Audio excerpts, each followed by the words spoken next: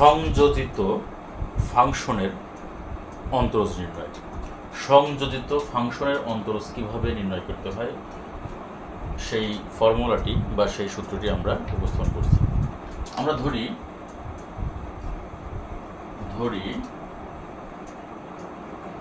y সমান f of z এবং z সমান g of x। তাহলে আমরা যদি এখানে এই যে y সমান f of z লিখেছি, আমরা এটাকে যদি আমরা অন্তরীকরণ করি, কার সাপেক্ষে করব? z এর সাপেক্ষে করব। তাহলে সেক্ষেত্রে আমরা কি পাই? সুতরাং dy dz সমান f প্রাইম z। আচ্ছা, আবার এখানে আমরা যদি x এর সাপেক্ষে অন্তরণ করি তাহলে কি হবে? dz dx সমান g প্রাইম অফ x। এখন যদি আমরা dy dx পেতে চাই সেক্ষেত্রে আমাদের কি করতে হবে? এই যে dy dz into dz dx এটা লিখতে হবে। অর্থাৎ dy dz এর যে ভ্যালু, এই ভ্যালুটি আমরা এখানে লিখব, যেমন এখানে f prime of z into এখানে dz dx হলো g প্রাইম অফ x। তাহলে f প্রাইম অফ z আর হচ্ছে g প্রাইম অফ x এর এটার গুণফলই হবে dy dx। তবে এখানে একটা কথা, সে কথাটি হলো এই যে z ইকুয়াল টু আমরা এখানে g অফ x লিখেছি, তাহলে এই z এর জায়গায় এসে বসবে কি? f প্রাইম অফ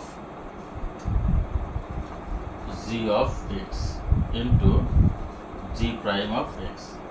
আসলে আমাদের এখানে কি লিখেছি এটা বড় কথা না, বড় কথাটা হলো আমাদের মূল সূত্রটি হলো এটা, dy dx সমান dy dz into dz dx। আমরা যদি একটা এক্সাম্পল দিই তাহলে বিষয়টি সবচেয়ে ভালো হবে। সেই এক্সাম্পলটি আমরা একটু দিতে চাই। আমরা ধরি আমরা একটা এক্সাম্পল দেব। ধরি y সমান ln of sin x এবং z সমান sin x। তাহলে এখানে কি আসবে? ln of z। আমরা এখানে z এর সাপেক্ষে যদি অন্তরীকরণ করি তাহলে dy dz সমান 1/z। এখানে আমরা z এর মান এখানে সরাসরি বসিয়ে দেই, তাহলে 1/sin x। আচ্ছা, এবার এখানে যদি আমরা z equal to sin x, এখানে যদি আমরা x এর সাপেক্ষে অন্তরীকরণ করি তাহলে কি পাবো? এখানে cos x। So dy dx সমান dy dz into dz dx। তাহলে dy dz সমান কত? 1 এখানে sin x into dz dx equal to কত? cos x। এটা সমান কত আসবে? এই যে cot x।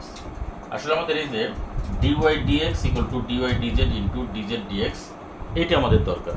এই সূত্রটুকু আমরা ভালো মতো জানতে পারলে আমরা এই সংযোজিত ফাংশনের অন্তরজ নির্ণয় করতে পারবো। এখানে তো আমাদের দুটি হলো, আমাদের এখানে আমরা তিনটির ক্ষেত্রেও কিন্তু আমরা করতে পারি। তিনটির ক্ষেত্রে আমরা একটা এক্সাম্পল দিয়ে দেখি, তাহলে বিষয়টা আরেকটু ক্লিয়ার হবে। ধরি y সমান ln of sin e to the power x এবং z সমান sin e to the power x এবং u সমান e to the power x। তাহলে এখানে z সমান কত? sin e to the power x, তার মানে কি ln এখানে z। আচ্ছা, আর এখানে e to the power x equal to u ধরেছি, তাহলে sin এখানে u। তাহলে এখানে আমরা dy dz করলে কি হবে? 1/z। 1/z মানে কি? 1/sin e to the power কত? x। আবার এখানে যদি আমরা dz du করি তাহলে এখানে কি পাবো আমরা? sin u মানে এখানে কি হবে? cos u। আবার এখানে আমরা du dx করলে e to the power x। So dy dx সমান কী হবে এখানে dy dz into dz du into du dx. তাহলে মান বসিয়ে দিয়ে এখানে ডিওয়াই ডিজেড মানে এখানে 1/sin two the power x, DZ DU মানে এখানে আমরা মান বসিয়ে দিই এখানে cos ইউ মানে হলো e to the power x. তাহলে এখানে কী হবে cos e to the power x আর ডিইউ ডিএক্স হলো এখানে e to the power x.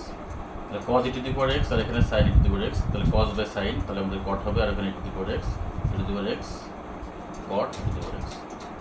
এখানে আমাদের এইটা হলো মূল ফাংশন, এটা মূল জিনিস। এই যে dy dx equal to dy dz into dz du into du dx, এটা আমাদের এখানে মূল, এটা আমাদের বুঝতে হবে। ঠিক আছে, তাহলে এভাবে আমরা সংযুক্ত ফাংশনের ক্ষেত্রে আমরা অন্তরস্থ নির্ণয় করতে পারি।